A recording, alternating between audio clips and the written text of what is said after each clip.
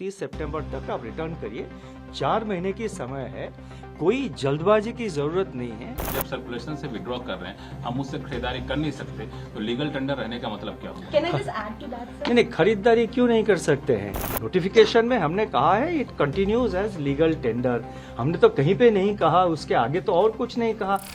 देखिए सितंबर 30 का एक हमने टाइम इसीलिए स्पेसिफाई किया है ताकि हमने जो ये अनाउंसमेंट किया है उसको सीरियसली लिया जाए। आप किसी भी एक्सरसाइज में, किसी भी प्रोसेस में अगर आप एक डेट नहीं देते हैं तो और उसको ओपन हैंडेड ऐसे ही खुला छोड़ देते हैं तो सीरियसली नहीं लिया जाता है। इसीलिए हमने ये डेट दिया है कि 30 सितंबर तक आप रिटर्न करिए।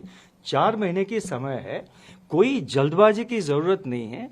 आराम से आपको जब भी टाइम हो, आप नेक्स्ट सितंबर 30 तक आप आराम से आके उसको एक्सचेंज करिए या अमाउंट अपने अकाउंट में, खाता में डिपॉजिट कर दीजिए। तो इसीलिए चिंता की कोई कारण नहीं है।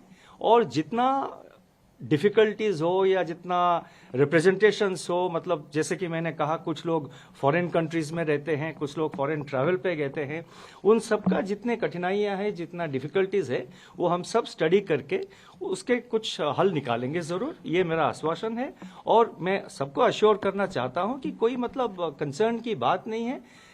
आरबीआई के जो करेंसी मैनेजमेंट ऑपरेशंस है, ये इसका एक हिस्सा है। अगर सर 3,62,000 करोड़ रुपए 30 सितंबर देखिए मैं तो देखिए मैंने आप एक रुक रहिए। अब 5 क्वेश्चन का तो एक ही आया। लक्ष्मण प्लीज नहीं, look, I will answer each and every question. I will start here. I will go round. So therefore, please have patience. Sir, अगर सवाल ये है कि एक तरफ आप कह रहे हैं करेंसी सर्कुलेशन से विड्रॉ कर रहे हैं, दूसरी तरफ आप कह रहे हैं कि लीगल टेंडर रहेगा। लोग ये कह रहे हैं कि जब सर्कुलेशन से विड्रॉ कर रहे हैं, हम उससे खरीदारी कर नहीं सकते, तो लीगल टेंडर रहने का मतलब क्या होगा? Can I just add to that, sir? नहीं, खरीदारी क्यों नहीं कर सकते हैं? No, but then others will. Yes, please. Just adding, so what is happening, sir, is that No, I have read the newspapers. हम भी न्यूज़पेपर पढ़ते हैं, हम भी टेलीविजन देखते हैं। आप ऐसे रुकिए आप। अब दुकानों में अगर कोई एक्सेप्ट, वैसे मैं आपको एक बात बताऊं, पहले से भी कई छोटे छोटे दुकान में 2000 के रुपया के नोट एक्सेप्ट नहीं करते थे। ये कोई नई बात नहीं, कल से शायद बढ़ गया है कुछ। पहले भी मैंने खुद एक्सपीरियंस किया है। मेरे जानकारी के जितने लोग हैं उनका भी यही एक्सपीरियंस है। वो जब 2000 रुपए की नोट लेके जाते हैं कोई फ्रूट शॉप, कोई ठेले वाले के पास, कोई छोटे दुकान, वो कहता है कि सर मेरे पास चेंज नहीं है, आप ऐसा करिए, आप वो इसमें QR कोड में वो डिजिटली पेमेंट कर दीजिए ना, यहाँ पे लगी हुई है QR कोड, आप मोबाइल निकालिए, पेमेंट कर दीजिए। तो ये जो है एक रिलक्टेंस था 2000 रुपया नोट को मतलब एक्सेप्ट करने के लिए दुकानों में, ये पहले से था, कोई नई बात नहीं।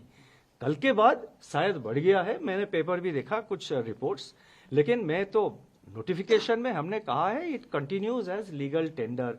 हमने तो कहीं पे नहीं कहा, उसके आगे तो और कुछ नहीं कहा। और मैंने ये कहा कि हमारा एक्सपेक्टेशन ये है कि 30 सितंबर के अंदर जो है मैक्सिमम क्वांटिटी ऑफ नोट्स वापस आ जाएंगे। हम देखेंगे उस वक्त, we will see and we will take it, we will decide. No, one question per person. Sir, my question is that side that is coming is, sir, that if you return the notes and if there is no identification attached to it, the whole purpose of knowing how much of it was black money, from where it is coming, that won't be. नहीं, देखिए हमने ये कहा है बैंकों में currency notes exchange करना हो या अकाउंट में डिपॉजिट करना हो, कैश टू कैश आप एक्सचेंज कर रहे हैं या कोई भी कैश ट्रांजैक्शन अगर बैंक में करेंगे, उसका एक सेट प्रोसीजर है, एक सेट रिक्वायरमेंट्स, सेट गाइडलाइंस है। हमने ये कहा है जो एग्जिस्टिंग मैकेनिज्म है आपका, जो एग्जिस्टिंग प्रोसीजर है, आप उसको फॉलो करिए। हमने कोई एडिशनल प्रोसीजर नहीं लगाया है। जो एग्जिस्टिंग प्रोसीजर है, जो यूजुअल प्रोसीजर है बैंक में कैश डिपॉजिट का या कोई अदर कैश ट्रांजैक्शन, आप मान लीजिए आप जा रहे हैं एक कैश पेमेंट करके एक डीडी खरीद रहे हैं या कैश डिपॉजिट एक्सेसिवली आप कर रहे हैं, मतलब जैसे कि 50,000 इनकम टैक्स रूल एक है, आपको पता होगा, 50,000 के ऊपर अगर आप कोई कैश ट्रांजैक्शन करेंगे तो आपको पैन कार्ड डिटेल्स प्रोड्यूस करना पड़ेगा। तो जो एग्जिस्टिंग रूल है वो तो अप्लाई करेंगे।